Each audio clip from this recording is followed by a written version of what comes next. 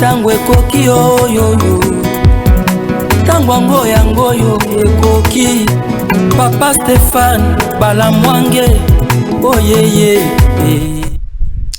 Tango ekoki RDC, merci beaucoup na renouvellement de confiance boali ko sala biso miko na mikolo. Nous voici encore devant vous, toali ko la pongite.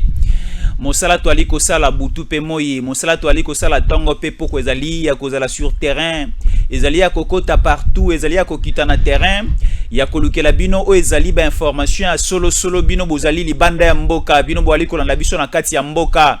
Bozali ebele presque partout, bosala biso confiance tango ekoki RDC et ndai oyo to la pa ezali ya ko décevoir binote to gira et aussi serment o to gira ezali ke to décevoir bino ata mokolo moko te lelo lisusu to libino ma ebele to kolobela bino lelo to kobandela o to lobaki lobite lelo to lobaka ya sika lelo ezaka ya sika nde to koloba lelo to kopesa bino suba information oyo kolamusa biso nyonso bai kongomani o to lingaka mboka o to lingaka jamais mboka oyo ke na maboka bapaya ezali mosala o to kosala lisu mokona lelo. À la présentation, comme vous le voyez, vous le constatez, c'est votre humble serviteur Fiston Jésus en collé.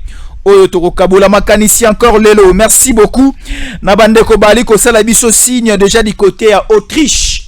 Bandeko Autriche te pesibino mbote bozali belé lokola ndeko nabiso Rachidi Mubobo, il est congolais vivant au niveau de l'Autriche na Vienne. Ali kola nabiso c'est un docteur Rachidi Mubobo ali kola nabiso depuis Autriche. To pesiye mbote mingi. Merci. Alors, lelo tokoloba nini? Lelo tokoloba mambo belé to sengi bino bo pesa biso matoi. Bo pesa biso pena miso. Et moi litabisi ya ko pesa biso ezali so attention na bino ezala vraiment particulière na mai o tokoloba lelo. Alors, l'opposition congolaise ezui mosolo na Kigali na Rwanda. Mosolo o bazui c'est de distraire l'opinion publique. Boko comprendre mosolo o opposition ezui ezapona kosala musala nini. Kingakati ezwa ki marché monene utamela Rwanda. Ya kosala mosala nini? Parce que Rwanda ezalaka na des émissaires nango ana mabele ya Congo. Moto ya yambo o batina na mabele ya Congo, c'est l'homme de Kingakati, Joseph Kabila Kabange. Et la deuxième envoyée spéciale, la deuxième personne envoyée par Kingakati, c'est Mwanga Chouchou. Suivez-nous bien. Alors, bato o mi balé, o Kingakati etinda, o batuti batinda, o Kagame atinda na Congo pour nous distraire et sitôt identifier bango. Tolobi, la première personne, c'est Joseph Kabila. La deuxième personne, c'est Mwanga Chouchou. Tolanda siko système de génie nango bali kobeta sur terrain. Bango siko balingi ba s'éclipser, ba mibungisa na terrain. Ba recruter sikoyo 4 nouveaux joueurs na kati équipe na bango pour distraire l'opinion publique, pour distraire les Congolais. Bolanda siko distraction na bango angle na bango yali kokende wapi. Kigali ba recruter joueur na bango ya yambo azali ko jouer comme le numéro 9 kombo na ye Moïse Katumbi Chapwe. Yene azali joueur de pointe na bango. Le numéro 10 na bango ezali Fayulu Martin Madidi. Yene azako meneur de jeu pour appeler sa passe. Et pas à Moïse Katumbi Chapwe pour a marqué ba bien belé. Alors, ailier droite na bango offensif. Ezali Matata Ponyo Mapan, l'homme de Kingakati. L'homme de Bukangalonzo. L'homme de l'université Mapan na Maniema. Alors, ba recruter les sous-joueurs Yassika. Yazali Kobeta 8. Kombo na enani. Deli Sesanga. Bazali 4. Les 4 nouveaux joueurs recrutés par Kingakati oyo bapesi bango mission ya batuti ya Rwanda ya Paul Kagame pour ba distraire l'opinion publique. Boko comprendre siko distraction na bango ezali à quel point et biso siko mosala ba congolais il faut to sala ezali pe mosala nini. Tu allais ko faire comprendre bino yango. Prenez déjà les stylos, prenez déjà les papiers, prenez déjà les agendas, vous allez noter pour ne pas oublier. Bon noter pour que bon perdre mboka les territoires nationaux au Bangkok batigé la bisoté. On nous dit ceci. Au niveau du Congo central, c'est une communication officielle. Le gouvernement de la République, par l'entremise, il y a vice-premier ministre, ministre, il y a intérieur, Peter Kazadi, excellence que je salue en pensant. Excellence Peter Kazadi à Lobiboye. Au niveau du Congo central, on a déjà constaté et remarqué et identifié qu'il y a de toutes les milices Mobondo. La milice Mobondo Tutsi est cotée déjà dans le Congo central. Au niveau Yambanzangungu, au niveau ya Matadi, au niveau ya Songololo, au niveau ya cité à Kimpese, déjà la milice Mobondo est si bakoti parce que ba exécuter mission na bango déjà au niveau ya Kwango, ba exécuter déjà mission na bango au niveau ya Maïndombe, ba exécuter mission na bango au niveau ya plateau de Bateke, ba li continuer ko boma au niveau ya Kwamuntu, bazali ko terroriser, bali ko sala bo soto, bali ko tangisa makile ya ba congolais na ba congolaise. Au niveau ya Kingakati, Kingakati est appartenant kaka na Joseph Kabila Kabangete. Kingakati eza mabele monene. Mais il y a une partie oyo Kabila Kabange a occupaka. Il y a une partie aussi oyo John Numbi a somba a tongape banda konaye. Alors Kingakati wana ya aussi des Congolais, des civils oyo ba vivaka na mabele ya Kingakati e bele si bakufi na liwa ya nzambe te me bakufi na liwa ya bandeko bapaya o baye po basala biso ne mabe baye na mission moko baye na mission basilisa baboma ba éliminer la race congolaise na mabele ya Congo pona ekoma mabele moko libre bazwa sikoyo la race rwandaise la race Tutsi bakotisa yango na mabele ya Congo basala oto bengaka na français l'importation de la race rwandaise na mabele ya Congo. Donc bazui race rwandaise ben na mabele ya Congo. Aujourd'hui le ministre Peter Kazadi azali kolobela biso ke ba milice ba terroriste oyo ba diabulu oyo ya Mobondo, ils ne sont pas des Congolais, ils sont les Rwandais, ils sont les Tutsi.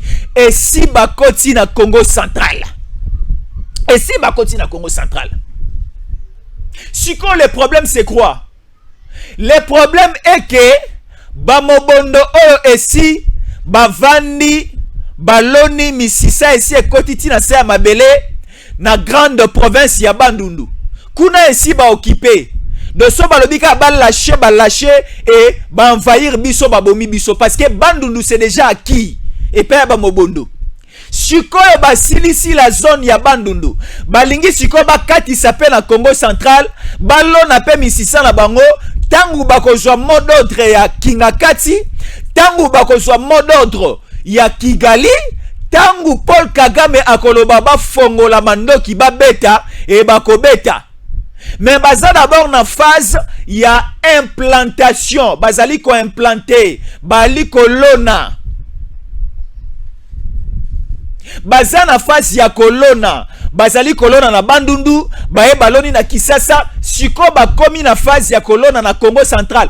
Et si bakoti, parce que awa gouvernement de la République par l'entremise, ya ministre ya intérieur Peter Kazadi, la milice Mobondo qui sème la terreur au niveau de Kwango, puis à l'entrée de Kinshasa est déjà dans la province du Congo central, affirme le VPM, ministre de l'Intérieur, selon Peter Kazadi. La milice Mobondo s'attaque à tous les symboles de l'État, ce qui signifie que son objectif est de créer l'instabilisation de l'État et du pouvoir de Kinshasa. Ici, va confirmer que milice Mobondo ici et continue à Congo central. Voilà maintenant la mission obtenue par les 4 leaders de l'opposition.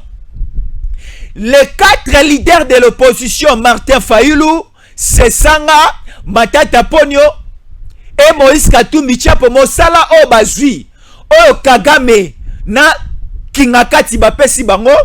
Bapesi Bango mission ya ko distraire population, ya ko distraire na ba autorité, ya ko distraire même na ba conjoint bali ko kamba biso. À quel niveau? Parce que tango touti, tango Kingakati ali ko sala mosala na yango, tango Kagame ali ko sala mosala na ye, ya ko infiltrer biso. Et si infiltrer biso na Bandundu, a koti siko ko infiltrer biso na Congo central. Siko côté à opposition, bazali ko embrier biso na ba sit-in, bazali ko embrier biso na ba marche. Pona to bosana, po ba désorienter la pensée, l'intelligence de la population. To bosana ke to landela na nous situation. Tala siko à la Kinshasa. Au lieu que Bakonzi va réfléchir comment sécuriser la province du Congo central, Basali na côté la ngambo ya Fayulu, nini Basali ko sala sur terrain. Tala nenge Fayulu azali ko embrier biso sur terrain. Sit-in sur sit-in. Balobi sit-in ya jeudi ya lelo et silité. Ba prévoir, ba programmer encore sit-in mususu le jeudi ya semaine prochaine. Donc, Moïse Katumbi Tchapo alobi a kozonga Lubumbashi te, il est ici à Kinshasa pour distraire l'opinion publique. Bandeko ba Congolais, pardon, réveillez-vous. Pona nini Martin Fayulu akima Lamuka. Martin Fayulu abima na vision ya Lamuka.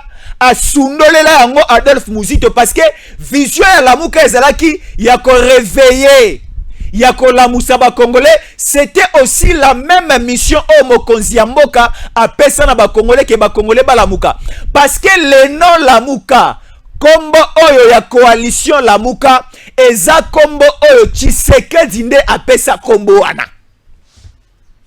Là ce sont les affirmations ya Adolphe Muzito.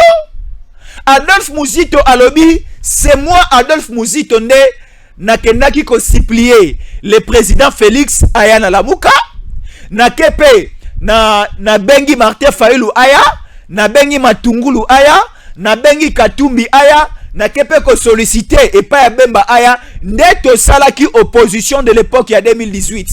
Mais moto ya yambo oyo apesa kombo ya Lamuka, c'était le président Félix Antoine Tshisekedi Tshilombo. Donc c'était lui qui avait l'idée ya kolobela ba Congolais ba Lamuka. Babima na pongi na valium oyo Kabila alesa biso, amelisa biso il y a 18 ans passés. Congolais to Lamuka, Congolais to Lamuka. Fayulu ali koko sabiso. Fayulu azali ko jouer les jeux de Kigali. Katumbi azali ko jouer les jeux de Tuti.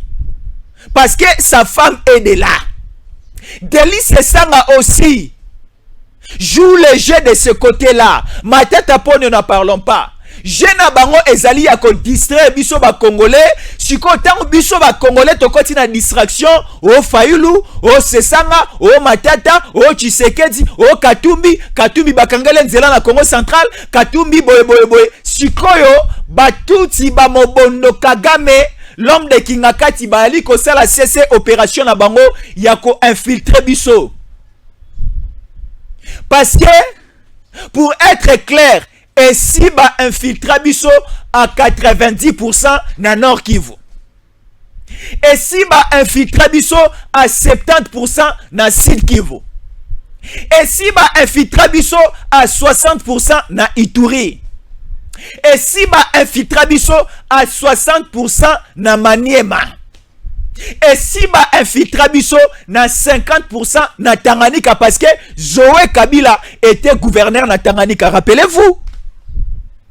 Et si ba infiltrer biso plus ou moins à 40% na Okatanga, na Katanga Mobimba. Pourquoi? Parce que leurs frères, beau-frère na bango, Katumbi était là, et aussi l'homme de Kingakati, lorsqu'il était président, a favorisé qui aussi l'entrée des Tutsis du côté Yakatanga. Rappelez-vous avec les Bakatakatanga, rappelez-vous avec les slogans Sizo, Bakosala Yangona Banani, Bakosala Yangona Mandoki Nini, Bakosala Yangona Ba munitions Nini, Bakosala Yango avec des matériels Nini de guerre. Ils sont déjà rassurés que na CC et si Balona et si Bazana Bato bako accompagner bango pour accomplir leur mission. Tala siko si mais ba province on a ko tanga ici ben filtra biso ba kota déjà na bandundu depuis 2016. Bayana Bangombe, Bayana Bantaba et si ben filtra biso. Baeki lokola ba puku soki moto ali na pongi. Azali kofula yo maali kolia o makolo. Ali kofula o maali kosala o mabe. C'est ce qui s'était passé en 2016. En 2016 bapaya o baya lokola ba santu. Baeki bande komoko boye na bantaba na ba meme na bangulu na bangombe na bango. Makolo baye. Et bazui bisika ba s'installer na Maindombe, ba s'installer na Kwango. Lelo bangonde baza fouille de malheur nabiso. Bangonde bazali cause de malheur nabiso. Aujourd'hui nous sommes victimes parce que tondima ki koyamba ba étranger o bakosa ki biso ke bali ba étranger te baza bande ko la biso. Siko tellement que la province de Maindombe, tellement aussi que le Kwango et une petite partie aussi de la ville province de Kinshasa et si Ezu virus. Et si ils ont déjà infiltré, voilà ce qu'on a ici. Baleki na phase Moussousou. Bakeba sa la opération Moussousou qu'on a Congo central. Et aussi, Dieu merci, ba autorité si va comprendre bien avant. Siko balobi, pour faciliter l'infiltration des Mobondo de Tutsi na Congo central, il faut utiliser Katumbi. Il faut utiliser Matata Pogno. Il faut aussi recruter Martin Fayulu, Babanda Sikoko distraire même l'exécutif national. Total à sous situation infiltration à niveau à Congo central total à sous ministère intérieur et total à ndengenini et ko gérer ba intention et ko gérer liboma ya Fayulu ministère intérieur et tel à ndengenini et ko gérer ba palpitation ya Katumbi ministère intérieur de la défense et tel à ndengenini et ko maîtriser folie ya Matata Pogno. Bazali ko embrier même la population parce que la première sécurité du territoire national c'est d'abord nous la population parce que nous la population tout ça bateau tout ça la car jour et nuit na ba base na mabele na biso nous sommes nous la population la première personne à informer l'autorité de l'État à informer les autorités que à ce niveau-ci, à ce niveau-là, il y a de l'infiltration, il y a des suspects. Si nous-mêmes, la population aussi, nous sommes embrayés par cette même opposition. Oh, bah, quand ici, il y a distraction à Bango. Talaka Katumbi alula Katanga, alula Lubumbashi. Mais Katumbi a dit il fera plus ou moins 2 mois ici à Kinshasa. Il fera longtemps à Kinshasa pour continuer à faire des manœuvres. L'opposition, bon là bien, vous allez comprendre avec nous. L'opposition dit ceci. L'opposition dit à partir il y a décembre, le 20 décembre, ce qui élection et salamité, Tshisekedi doit quitter le pouvoir. Mais si qu'on seni, ezali ko sala mosala, selon calendrier publié, bali pe ko tiamo vitesse na mosala bali ko sala pour que les élections et salama le 20 décembre ya année opposition lignité. Vous demandez les élections, bolingi glissement et salate et salamate, mais pendant que vous avez besoin que glissement et salamate, élection et salama, mais vous empêchez encore à l'organe, vous empêchez encore à la Commission électorale nationale indépendante oyo azali habilité à organiser l'élection bolingi asala mosala te. Comment expliquer bolingi élection salama mais bozali ko sepela te que moto face à la biso élection asala mosala lolenge longo bani bande kolanga to songa bato to lingi nini etoali ko boya nini bozali ko exiger après 2023 s'il n'y a pas élection Tshisekedi doit quitter le pouvoir. Tshisekedi a dit oh bon c'est bon. Nous allons organiser les élections en 2023. Si comme Faïlo Alamou qui les sous. C'est ça Alamou qui les sous, un député national. Au lieu à Kene na parlement, à revendiquer ma onyo sali ko revendiquer, a commis sous ko lo baba commis sous ko senga ke, seni wana batika mosala bali ko sala, seni wana foba kende libanda bacha seni ya sika. Si qu'on a moment autocomi, tocomi déjà dans mois de mai. Mois de mai na quelques jours, na 4, 5, 6 jours awa, mois de mai c'est aussi là. Si qu'on soit te lobby, bae o bazana seni, o déjà ba exécuter ba sali mosala ya enrôlement des électeurs. Bino opposition bo ali ko senga ke bandeko wana ba longwa batika. Si qu'on bandani ba ko organiser les biso élection selon les calendriers. Tous à la bateau, pardon, tous à la bateau, tous à la bateau. Ça, c'est quelle opposition? Du jamais vu au Congo. Je n'ai jamais vu une telle opposition dans ma vie. Je n'ai jamais vu une telle opposition dans ma vie. Moi, j'ai eu la grâce de faire un tour du côté de l'Afrique du Sud, mais je n'ai jamais vu ce type de l'opposition. J'ai eu quand même eu la grâce de faire un tour au niveau de Dubaï. Je n'ai jamais vu de telles choses aux alliés au Salamana Congo. Bande kolanga ba Congolais boza en France. Essayez un peu de nous écrire, de nous dire est-ce que makambo ezali koleka awa? Et ça la rappelle na bamboka obino bozali. Ba Congolais boza na Nouvelle-Papouasie. Bande ko boza na île ferroviaire. Bande ko boza na Brésil. Bande ko boza na Bangladesh. Bande ko boza na Kazakhstan. Bande ko boza na Singapour, bande ko boza na Nouvelle-Zélande. Bon mais un peu kolobela tango ekoki RDC. Est-ce que une opposition ezali ko sala mosala, l'opposition ezali ko sala mosala na RDC. Ce sont de mêmes oppositions au pays ko sala mosala pa na bino avec de tels comportements bizarres. Qu'est-ce que vous voulez au juste? La belle et la bonne opposition, c'est ce que nous appelons en français l'opposition républicaine. Une opposition de bonnes propositions. Une opposition d'orientation. Une opposition de direction. Une opposition de soutenance du pouvoir. Une opposition au Elingaga et perdre Mboka na été. Mais voilà l'opposition qui existe aujourd'hui au Congo. C'est une opposition prête à tendre la main aux étrangers pour balkaniser le pays, pour vendre le pays. Aujourd'hui, l'IDPS est au pouvoir. L'IDPS a passé plus ou moins 36 ans, 37 ans, 38 ans à l'opposition. Mais en aucun cas, l'IDPS a prêté la main au Rwanda. En aucun cas, l'IDPS a prêté la main au Tutsi pour vendre ce pays. En aucun jour. En aucun jour, Papa Etienne Tshisekedi, ensemble avec les 13 parlementaires au début de l'opposition, complota, sangana, senga la main au Rwanda, au Tutsi, aux étrangers pour bomamboka, pour balkaniser mboka. Mais opposition, oh, tu as dit comment on a l'élo. Ça, c'est quelle opposition? Ici, nous avons les documents. Le mardi de cette même semaine, c'était le 23, le mardi. Qu'est-ce qui s'est passé le mardi? Le mardi, il y avait une audience, il y a procès à Mwanga Chouchou.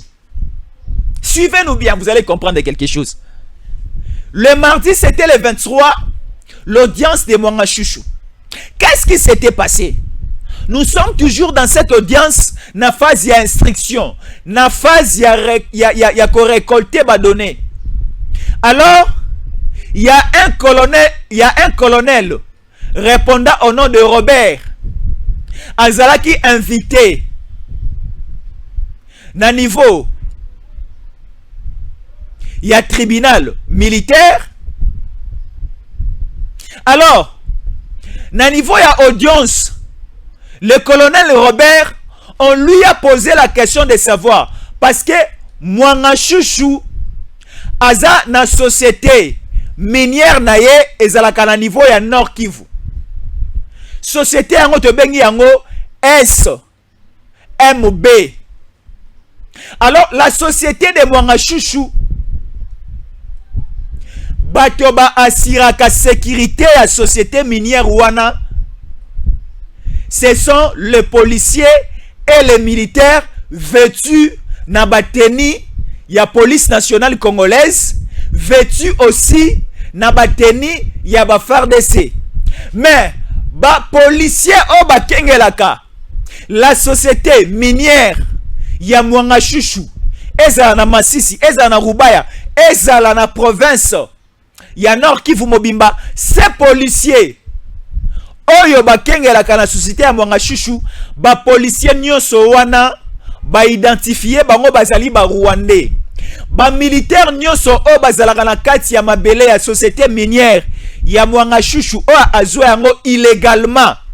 Ba militaire nyonso, ba policier nyonso o ba recruta plus ou moins 500 policiers et 250 militaires bazalaka na kati ya mabele o Mwanga Chouchou a créé société minière na ye.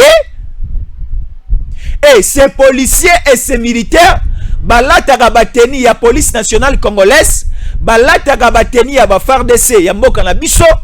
Alors ba policier wana na ba soldat wana bango nyonso baza na nationalité rwandaise. Alors l'audience de ce mardi ezalaki de poser la question aux responsables de la sécurité de la société minière de Mwanga Chouchou pour lui poser la question de savoir, c'est toi le commandant de la sécurité de la société de la société de Mwanga Chouchou, de la société minière de Mwanga Chouchou.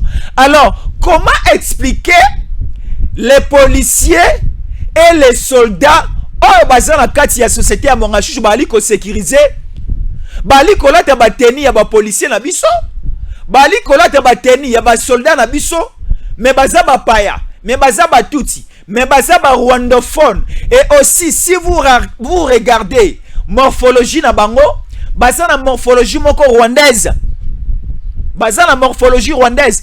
Alors on a posé la question na colonel responsable de la sécurité ya société minière ya Mwanga Chouchou, ba poser question de savoir bato oyo kambaka bali ko assurer sécurité wana, est-ce que vous êtes sûr que baza na nationalité congolaise te?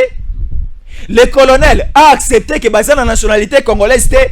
Baza bato oyo ba bimisaki bango na kati ya CNDP. Ce sont les anciens terroristes, ce sont les anciens miliciens, ce sont les anciens rebelles ya CNDP à Mwanga Chouchou. Né lors il y a désarmement et réinsection, bazwa bango bakotisa bango na kati ya la police congolaise, bakotisa bango na FARDC, bazwa bango exclusivement po bakengelaka société minière ya Mwanga Chouchou na Rubaya, na Masisi, na Nord Kivu. Alors ba policier wana na ba soldat wana, les mois, écoutez-nous, les mois ba futaka bango $1,500. Les mois ba policier wana bali ko futa bango $1,500. Et bimaka na libenga ya Mwanga Chouchou te, et bimaka na libenga ya société minière ya Mwanga Chouchou te, et bimaka na libenga ya caisse ya l'état awa na Kisasa. Dans na trésor public, et si basala traçabilité na bango chaque mois plus ou moins $1,500 et zobima pour 500 policiers, pour 250 soldats oyo bakengelaka société minière ya Mwanga Chouchou. Alors lelo opposition pona elobela cette situation, pona elobela comment est-ce que mosolo ya l'état eza dilapidé, boali kolobate. Vous regardez toujours Tshisekedi. Tshisekedi a commis le premier ennemi ya Fayulu. Tshisekedi a commis le premier ennemi ya Sesanga. Tshisekedi a commis le premier ennemi ya Matata. Alors que Sesanga est du Kasai, Balu Kolobake, Tshisekedi tout autour de lui, il y a de Baluba, mais il y a un Kasaïen qui est en train de combattre Tshisekedi au profit de Mwangachouchou, au profit de Kingakasi, au profit de Paul Kagame. Bakiti le na terrain. Na monoko na bango ezalaika kombo ya Tshisekedi. Mais pendant que bazali kotanga kombo ya Tshisekedi, pendant que bazali ko combattre Tshisekedi, Tshisekedi n'est pas à Kinshasa. Tshisekedi est au niveau de la Chine. Tshisekedi est en train de se battre pour que Aluka bolamu ya Congo ekobimela na nzela nini. Tshisekedi ali ko ke na sud, na nord, na ouest, na est, partout Tshisekedi est en train d'aller. Ali ko bunda pour que Aluka bolamu ya Congo, développement au Congo, eko uta wapi, eko banda wapi, et aussi nous allons gérer ce développement comment. Mais l'opposition est en train de rien voir. Martin Fayulu lance les messages à Denis Kadima Kasadi pour dire: Denis Kadima Kasadi, si tu veux reproduire les mêmes élections de 2018, là où on a volé le pouvoir du peuple pour donner ça à Tshisekedi, cette fois-ci, la magie ne va pas passer. Alors, on pose à Martin Fayulu l'élection de 2018 organisée ici au Congo. Est-ce que cette élection a été organisée par Denis Kadima Kasadi? Moi, je réponds par non. Parce que les élections de 2018, moto organisé qui a moi ezalaki Denis Kadima Kasadi te. Martin Fayulu obosanaka vite. Obosanaka pene awa. Les élections de 2018 ont été organisées par Corneille Nanga. La première rectification que je voulais faire à Martin Fayulu. La deuxième rectification à faire à Martin Fayulu. Les résultats, le combat du peuple congolais, la volonté du peuple congolais à 2018, ezalaki le nom de Tshisekedi. Parce que depuis longtemps, le peuple congolais esengaki ke mopaya o bandaki kokamba biso il faut akende. On regardait Papa Etienne Tshisekedi. Lorsque Papa Etienne Tshisekedi est mort, le combat de Papa Etienne Tshisekedi etikali sur les épaules de son fils biologique et idéologique. De son fils biologique, idéologique et politique répondant au nom de Félix Antoine Tshisekedi Tshilombo. Alors, la population congolaise etali Papa Etienne, etali Félix. Et le dit comment Papa Etienne Tshisekedi n'est plus en vie. Voilà maintenant la personne où il faut de ça la confiance, c'est Félix Tshisekedi. Alors, c'est pour cela en 2018, population congolaise est votée massivement Tshisekedi dans l'élection présidentielle. Alors aujourd'hui, Martin Fayulu dit que Baï Balissou sous la volonté du peuple congolais. Mais la volonté du peuple congolais en 2018, c'était Tshisekedi. Et nous sommes sûrs et certains que le cas la élection est que Salama. En 2023, la volonté du peuple congolais, de la population congolaise, restera toujours Félix Antoine Tshisekedi Tshilombo. L'opposition aidait le pays à ne pas perdre même 1 millicentime de son territoire. L'opposition, il faut soutenir le pays que Mo Cannabis est la infiltré.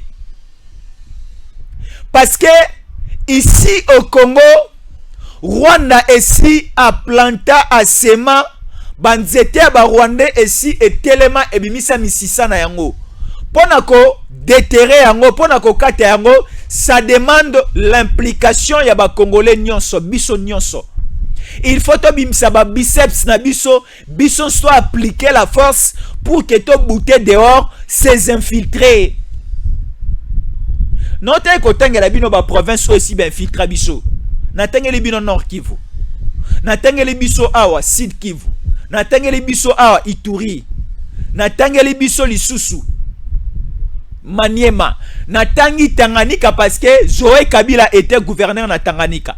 Natangeli bino Katanga en général parce que le pouvoir de 18 ans bangonde ba gera ki Katanga.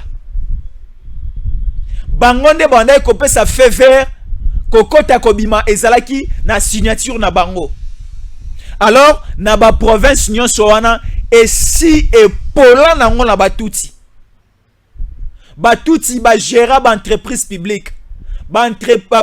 Batuti bazwa même commandement ya la police. Batuti bazwa commandement ya FARDC. Batuti bazwa commandement ya police des frontières. Batuti bazwa gestion ya aménagement du territoire. Batuti bazwa plan, bazwa gestion, bazwa finance, bazwa DGM, bazwa kinona aner. Ce sont des postes régaliens. Oyo eza na souveraineté ka ba congolais d'origine de père et de mère, mais ekatisa ekendati e pa batuti bazwa gestion na yango.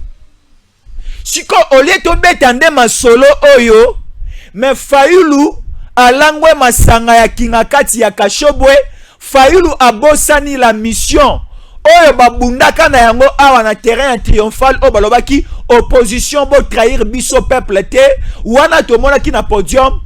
À l'époque, Tshisekedi n'était pas encore président de la République. Tshisekedi était là. Fayulu était là. Vital Kamerhe était là. Bon nombre des opposants. À l'époque, c'était le président Joseph Kabila Kabange. Ba opposants à l'époque, ba vandaki na tribune.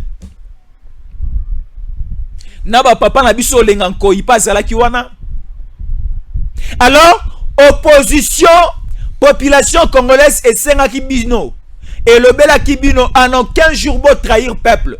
En aucun jour beau trahir Mboka. Mais Talanenge Fayulu a commis ko trahir Mboka. Talanenge Fayulu a katisi na ngambo. Yakatumbi. Talanenge Fayulu a katisi na ngambo a Kingakati. Toali komiye bana lisusu te. Nani azana ni nani alingi Mboka. Parce que combat na bango est commis combat. Yako soutenir Mwanga Chouchou. Combat na bango ekomi combat ya ko soutenir batuti ya Mobondo. Combat na bango ekomi combat ya ko sécuriser présence ya Kingakati, ya ko sécuriser présence ya Kabila dans ces pays. Moi j'aurais voulu que, parce que moto alakisa biso ke Kabila za moto mabe, c'était Katumbi na 2016, 2017, 2018 même. Katumbi alakisa biso ke Satan na se mokili o ezali Kabila. Martin Fayulu alakisa biso ke Satan na se mokili o na Congo eza Kabila. Delis Sesanga n'en parlons pas, alakisa biso ke Monguna ya ba Congolais Satan na se mokili o ezali Kabila. Matata Polo Kutu c'est un acolyte de Kabila. C'est un fils maison de Kingakati. Bae o nyoso balakisa biso ke mbindo ya Congo eza Kabila. Mais bango sikonde bazali ko bosanisa biso ke ba Congolais lokola CPI ezali ko ya dimanche o le 28 na Congo to aussi le temps biso no so ba Congolais to lo ba ke tel et telle autre personne bangonde basala ke lelo to compter ba mort na kati ya mboka. Tala message aux opposition il faut éporter. Tala message aux opposition il faut éloba. Il faut à la face du monde. Parce que l'opposition ezalika kolaksa à la face du monde que voilà ce que fait la police de Tshisekedi, voilà ce que fait l'armée sous la gestion de Tshisekedi, voilà. L'opposition a invité des médias internationaux, l'opposition a invité opposition au lieu que Babunda, comme nous sommes menacés, de sécuriser patrimoine pardon, ya mabele na biso tozali na yango bali ko orienter biso na mamosusu. Bazali ko orienter biso na mamosusu, bali ko réclamer mamosusu. Juste que pour désorienter la pensée de la population, juste pour détourner notre raisonnement, juste pour nous affaiblir par notre façon de réfléchir pour les pays. Voilà, on est en train de nous dire. Là, ce sont les autorités. On est en train de nous dire qu'au Congo central, bientôt là, ça va commencer à saigner. Au Congo central, bientôt là, nous allons compter des morts. Pourquoi? Parce que si la malaria, si le VIH touche déjà le corps humain, la personne peut déjà commencer à avoir crainte. Pourquoi? Parce qu'il y a déjà la maladie à l'intérieur du corps et cette maladie peut entraîner, peut occasionner, peut susciter la mort. Et c'est ce qu'on constate au Congo central. Tellement qu'il y a des infiltrés, tellement que Monguna est ici à côté du Congo central, oui, nous craignons déjà que dans les tout prochains jours, tout le monde a battu au Congo central, bazo kima Mbanzangungu, bazo kima, bazo ya koto na Kisasa. Pourquoi? Parce que bamobondo bakomi pe kosala o bali kosala na Maluku, bali kosala na Kwamuntu, bali kosala na Mai-Ndombe. Rappelez-vous, na octobre, novembre, décembre 2018, Maeo elekaki na Yumbi. Yumbi c'est na Mai-Ndombe. Ce sont les mêmes infiltrés bakotaki na kati ya ba communauté na biso, bakotaki na kati ya ba clan ya ba chef coutumier po ba boma bazokisa basala nyonso esalamaki. Sikoyo malembe kaka ndenge toyoki ba identifier bango ba koti déjà na Congo central, parce que le gouverneur ya Congo central Guy Bandou l'excellence a sali déjà alerte a sali alerte. Kinshasa aussi a suivi les relais. Parce que la mission Yamaneko Oyonenge, ministre d'État, le vice-premier ministre, ministre intérieur à lobby, mission Mobondo Sali, la milice Mobondo s'attaque à tous les symboles de l'État. Partout Mobondo Sali kolekabali ko kitisa drapeau ya Congo. Partout Mobondo Sali kolekabali balingi comme on a policier.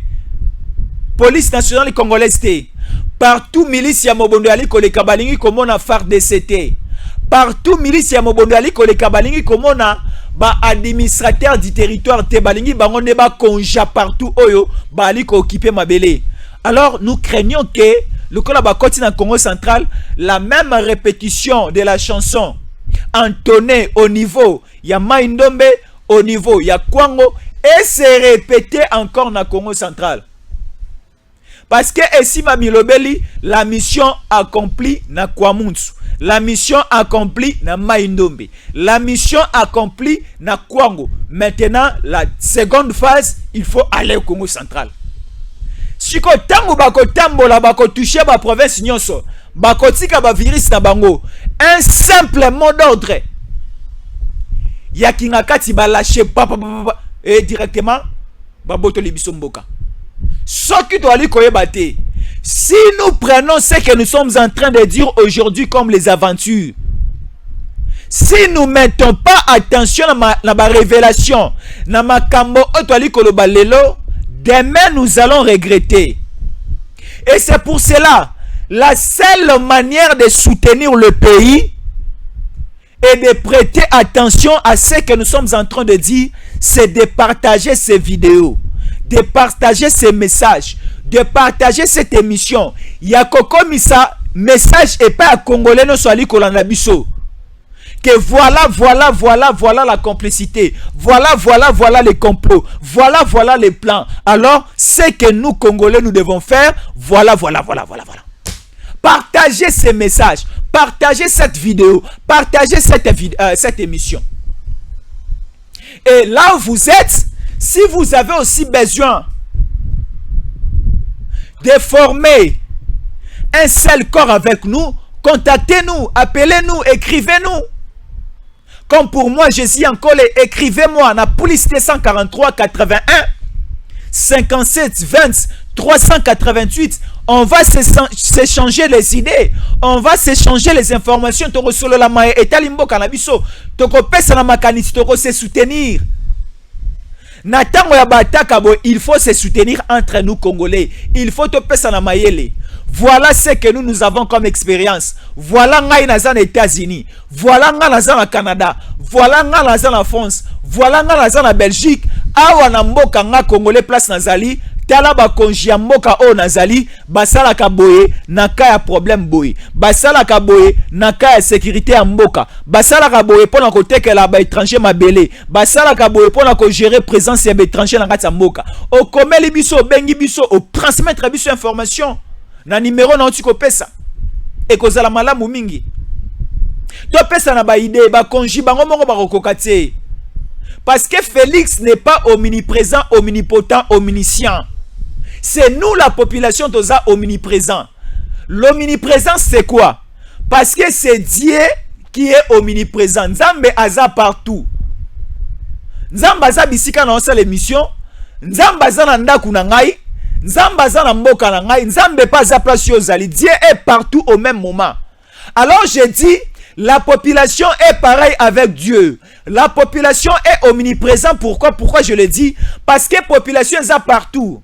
Population ngai naza awa.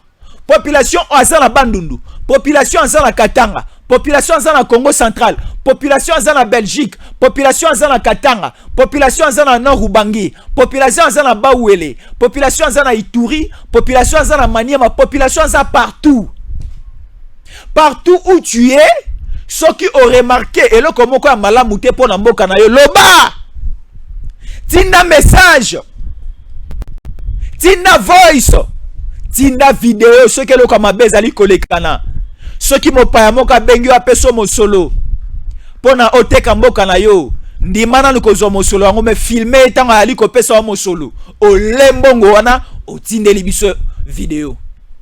Tolakisi ndenge mopazali kopesa mbongo po asomba mboka parce que bato bazali prêt à côté ka mboka ici tolali ko bimisa bango à la place publique to silisa bango makanisi wana to silisa bango courage wana. C'est ça notre mission. Mwanga chouchou bako sabinote, il est toujours entre les mains de la justice militaire.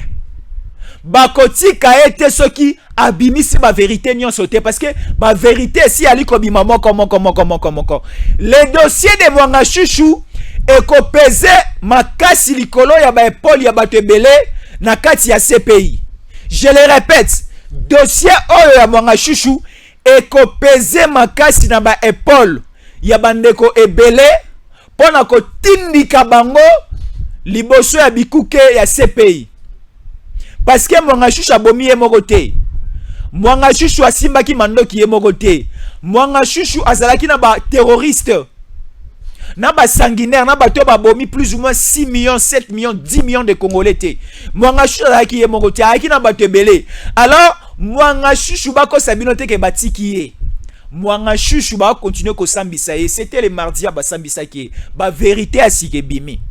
Alors bah continuer ko sambisa ye ba vérité continuer ko bima et aussi et ko peser sur les épaules na mission o CPI ko ya na Kisasa parce que mission CPI ezali ko ya ko auditer ko vérifier ko enquêter ma union sur les cas na Nord Kivu na Sud Kivu na Ituri ba ko ya pe na Kisasa ba ko meka ko tala et ba ko récolter ba donner nyonso tant ba ko zonga de grandes décisions ko tomber. Oui, le procureur va venir. Le procureur va faire 4 jours, 5 jours à Kozonga. À Kozonga na motote, à Kozonga maboko pamba. À Kozonga na ba papier na ba donné au à Kozwa kokoma. Mais e Kozonga na ye. Après quelques temps, bokomo na bato bakoya et aussi il y aura des avions quoi uniquement pour sera bato qui na bango à la haie et qui na bango na CPI. Wana nesko to refukama to retombola maboko liko to repesa nzambe merci lokola olongoli bambuma mabe entre nous te remercions. Merci to komi na suka émission na biso c'était Tango Ekoki magazine dans Tango Ekoki RDC télévision oyo ba congolais tuluko ebele balula ba congolais balala rapongi te après 1 heure ba koti batali après 30 minutes ba koti batali sushi na bango ezala ka ba ebani ezali koleka na mboka ba congolais no soit Paris to pesi bino mbote ba congolais no soit Belgique mbote na bino wana ba congolais Autriche na pesi bino mbote na moni docteur Rachidi Mobobo depuis Autriche na Vienne na pesi mbote ba congolais Chine na pesi bino mbote bozana mokonza mboka kuna bokipe mokonzi ya mboka malamu, boyela mokonzi ya mboka bapondu ya Chine, bamatembela ya Chine, boyela mokonzi ya mboka bafufa masango ya Chine, boyela mokonzi ya mboka bandakala ya Chine, bansua, boyela congolais, boyela mokonzi ya mboka nyonso bokoyela ye parce que azepa na bino aliko bunda pona mboka. Merci beaucoup na bandeko tout balandi biso, merci beaucoup à la belle réalisation de Gims Lukumu, merci beaucoup na bandeko tout pe baliko tala biso depuis Matadi, depuis Congo Central, Torotika bino te tokoloba pour que Kimeza na Congo Central. Merci de rester fidèle au programme de Tango Koki RDC. Merci. Désormais, plus d'inquiétude pour passer vos bons moments en famille. Une solution a été trouvée pour vous à Lubumbashi. Voici un nouveau cadre récréatif, DBM Park, le seul endroit où vous vous sentez à l'aise. Retrouvez chez DBM Park les services suivants: un bar avec toutes les boissons locales et importées, un restaurant avec des cuisiniers qui vous font une bonne bouffe locale et internationale, un guest house composé des chambres luxueuses, un parc pour enfants avec tous les jeux pour occuper vos enfants pendant que vous prenez le temps de parler entre grandes personnes, une piscine pour ceux qui adorent la natation, un espace de billard pour des moments de récréation entre amis après de longues journées de travail. Et tout ceci à des prix très abordables. Batoto ya Lubumbashi, mukuye murioneye, loai, mudi mwene nankayenu, boya komona bino moko. Venez découvrir et ensuite faites de ces cadres le vôtre. DBM Park, nous sommes au quartier Lido sur l'avenue Killoa, juste à côté de l'église Bonne-Sémence. DBM, servir simplement et passionnément.